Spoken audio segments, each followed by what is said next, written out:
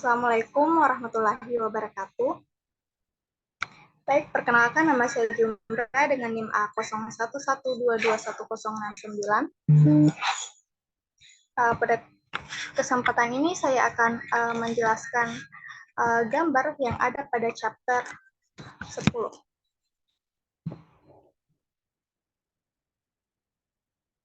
Yang pertama itu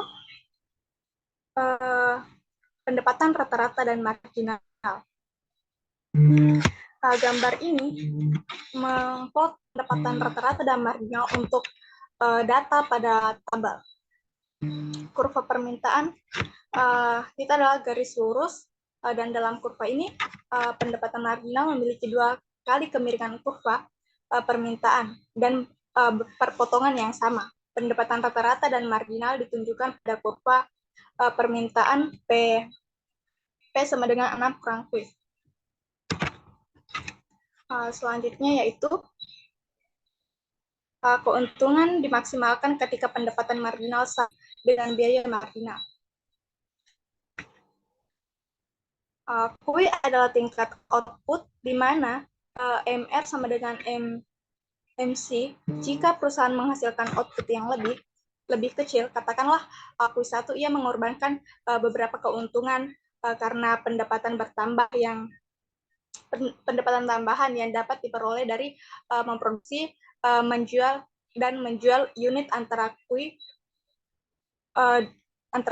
melebihi biaya produknya. Demikian pula memperluas output dari Q ke Q2 akan mengurangi laba karena biaya tambahan akan melebihi pendapatan tambahan.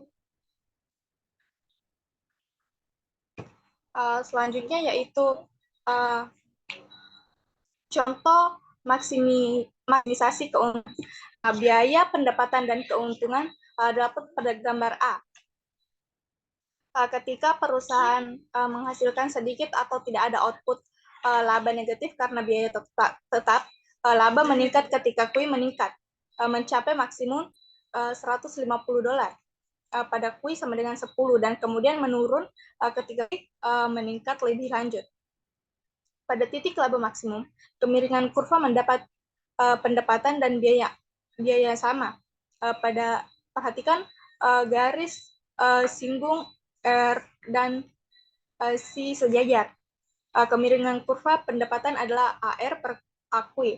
Pendapatan atau pendapatan marginal. Kemiringan kurva biaya adalah AC per AQ atau biaya marginal, karena laba dimaksimalkan ketika pendapatan marginal sama dengan biaya marginal.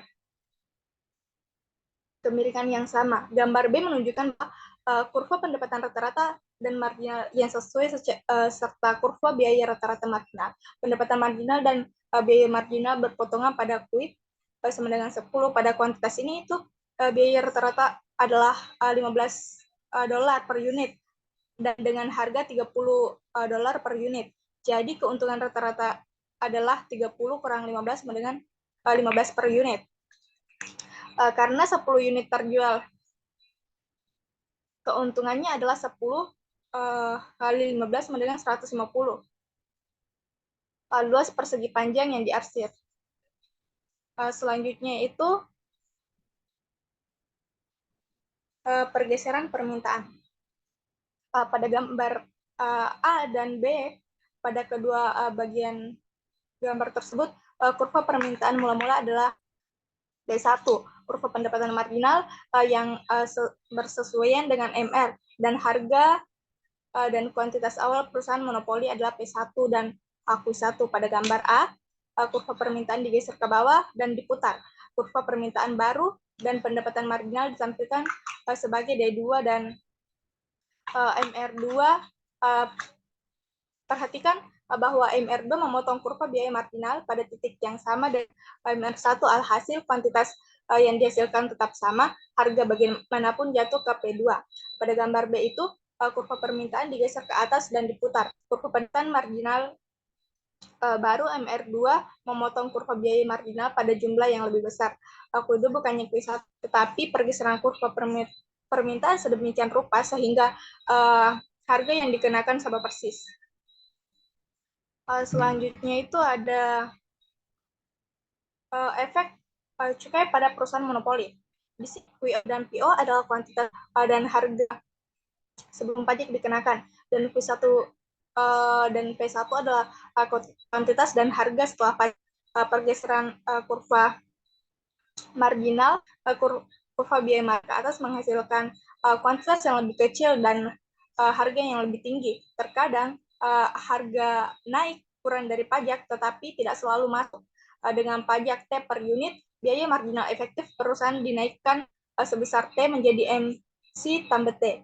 Dalam contoh ini, kenaikan harga AP itu lebih besar daripada pajak. Kenaikan harga dari pajak, hal ini tidak mungkin dalam pergeseran dalam pasar kompetitif, tapi dapat terjadi pada perusahaan monopoli karena hubungan antara harga dan biaya marginal bergantung pada elastisitas permintaan. Selanjutnya itu ada produksi dengan dua pabrik. Gambar itu mengilustrasi prinsip untuk perusahaan dengan dua pabrik, MC1 dan MC2 adalah kurva biaya marginal untuk kedua pabrik. Perhatikan bahwa pabrik 1 biaya marginal yang lebih tinggi daripada pabrik 2. Juga diperlihatkan berlebar MCT ini adalah biaya marginal total perusahaan dan diperoleh dengan menjumlahkan MC1 dan MC2 secara horizontal. Sekarang kita dapat menemukan tingkat memaksimalkan keuntungan Q1, Q2, dan Q10. Pertama, cari titik potong MC dengan MR. Titik itu menentukan keluaran total QR. Selanjutnya, tarik garis horizontal. Garis horizontal dari titik tersebut pada kurva pendapatan marginal ke sumbu vertikal. Titik MR menentukan pendapatan marginal perusahaan. Persimpangan garis pendapatan marginal dengan MC1 dan MC2 memberi output Q1 dan Q2 untuk dua pabrik.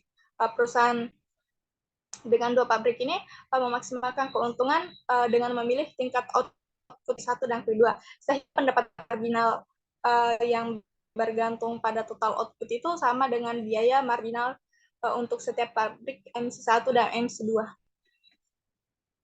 Gambar selanjutnya itu permintaan sikat gigi.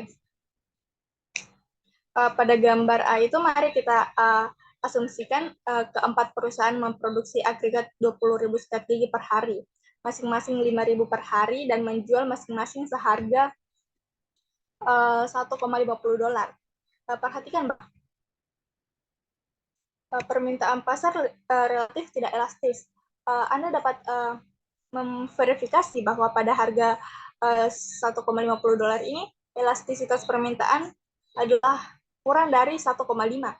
Gambar B itu menunjukkan permintaan sikat gigi seperti yang dilihat oleh perusahaan A pada harga $1,50, elastisitas permintaan pasar adalah min 1,5. Perusahaan A bagaimanapun melihat kurva permintaan DA yang jauh lebih elastis karena persaingan dari perusahaan lain pada harga $1,50, elastisitas permintaan perusahaan adalah A.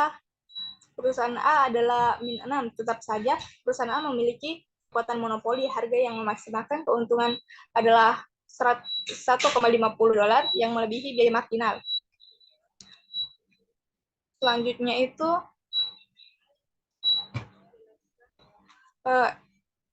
elastisitas permintaan dan markup harga.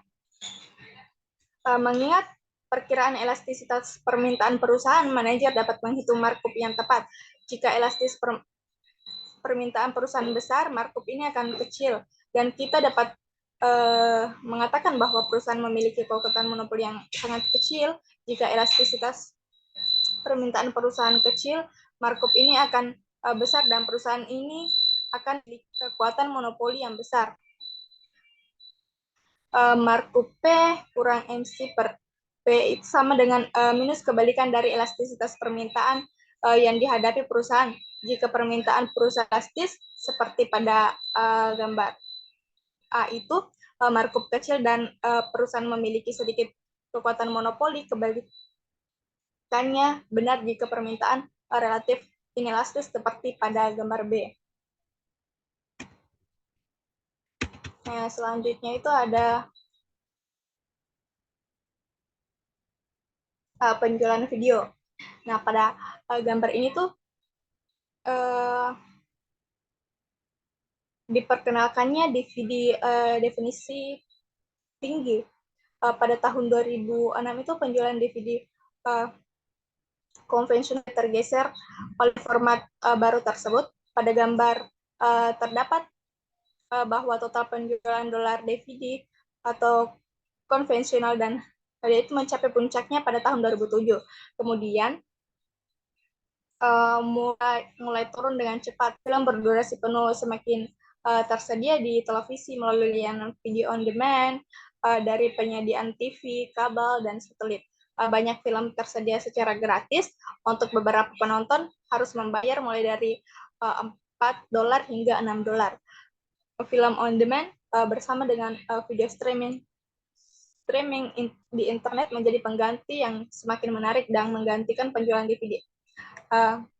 Antara tahun 1990 dan 2004, harga yang lebih rendah mendorong konsumen untuk membeli lebih banyak video. Pada tahun 2001, penjualan DVD melampaui penjualan kaset video VHS. DVD definisi tinggi diperkenalkan pada tahun 2006 dan diharapkan pada akhirnya menggantikan penjualan DVD konvensional. Namun pada tahun 2008 itu penjualan semua DVD konvensional dan definisi tinggi mulai turun dengan cepat karena digantikannya oleh video streaming. Gambar selanjutnya itu kerugian bobot mati dari kekuatan monopoli.